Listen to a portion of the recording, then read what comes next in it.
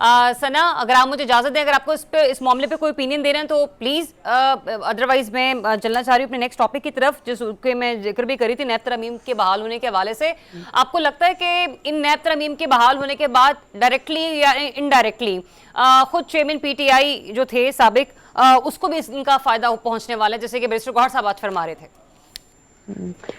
बहुत शुक्रिया आपका। देखिए, जहाँ तक ब्रिगेडियर साहब का ओपिनियन है, मैं इससे इस हद तक एग्री करूंगी कि जो फैन फॉलोइंग होती है वो ब्लाइंड होती है, और वो जिस तरीके से हालात इस वक्त पैदा कर दिए गए हैं उस पे चाहे सही हो या गलत हो वो तफरीक खत्म कर दी गई है। लेकिन ये जो ब्लाइंड फॉलोइंग है इसका भी एक माहौल है, और ये माहौल ऐसे ही नहीं बना, जो एक हिस्ट्री रही है पाकिस्तान की पॉलिटिक्स की, और उसमें जिस किस्म के पॉलिटिशियंस आते रहे, करप्शन की जो मिसालें कायम करती रही। ऐसा नहीं है कि खान साहब के दौर में कोई दूध और शहद की नहरें बह रही थी, उनके दौर में भी पंजाब में, खैबर पख्तूनख्वा में अपनी मिसाल आप करप्शन की दास्तानें हैं, उनके घर से शुरू होती हैं और उनके रिश्तेदारों पे खत्म होती हैं।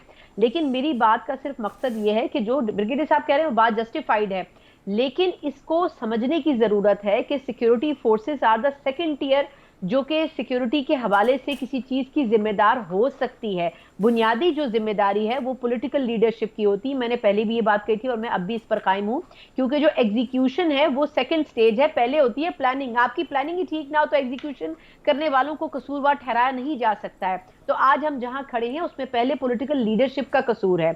अब आती हूँ आपके सेकंड क्वेश्चन की तरफ, जो सेगमेंट का था।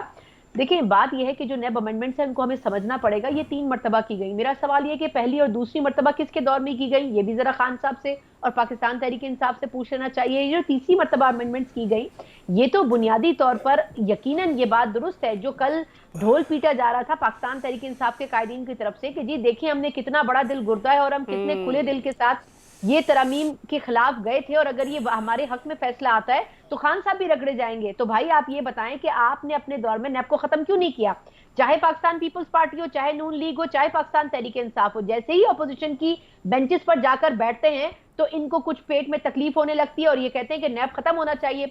लेकिन जब ये हुकूमत में आते हैं तो एकदम इनका मूड चेंज हो जाता है और उस वक्त ये कहते हैं कि नहीं नहीं ये तो होना चाहिए। अब ये भी एक आए था, क्या कहते हैं, स्टेटमेंट पीटीआई की तरफ से माजी में, जब आपने कहा ना कि उन्होंने नैब को खत्म क्यों नहीं किया, उन्होंने कहा कि नैब हमारे दायरे इख्तियार में था नहीं, नैब को जो है वो इस्तेमाल किया जाता रहा है और नैब को हमने इस्तेमाल नहीं किया, नैब को किसी और ने इस्तेमाल किया। देखिए, ये सारी कहने की बातें मुशर्रफ साहब के दौर में बनाया गया था। मुशर्रफ साहब के बाद कितनी हुकूमतें आई, पुलों पर से कितना उनके नीचे से पानी गुजर गया, ये बेवकूफों वाली बातें हैं। इससे अब अवाम मजीद बेवकूफ नहीं बन सकते हैं। दूसरी बात यह है कि आप ये बताएं कि जब जावेद इकबाल साहब की वीडियोस बन सकती हैं, उनसे अपनी मर्जी के फैसले करवाए जा सकते हैं, तो हमें ये समझना पड़ेगा कि नैब के हवाले से भी लेजिस्लेशन कर सकते हैं। आज आप देख रहे हैं पिछले 10 दिनों में एक के बाद एक फरमाइशी लेजिस्लेशन हो रही है। जो पिछली 16 माह की हुकूमत थी, जब शहबाज शरीफ साहब प्राइम मिनिस्टर थे, उस वक्त लिमिटेड टाइम में, मेरा ख्याल है कोई एक हफ्ते में कोई 50 से ज्यादा लेजिस्लेशन की गई थी। वो किस खाते में की गई थी, उसमें एक लेजिस्लेशन नैब के हवाले से भी कर देते। सवाल यह है कि अगर आपने इसको बंद करना है तो फिर एफआईए और दीगर इदारों को फाल करें, और अगर वो काम के नहीं है तो उनको उठाकर बंद कर दें, नैब को इफेक्टिव कर दें।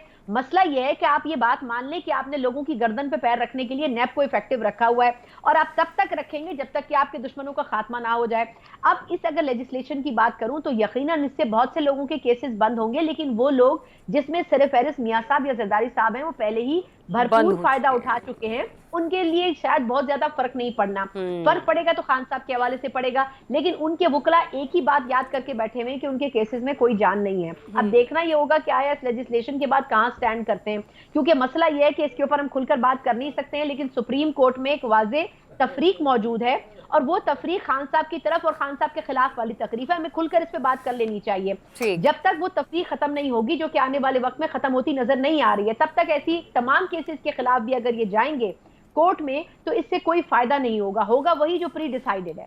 ठीक है।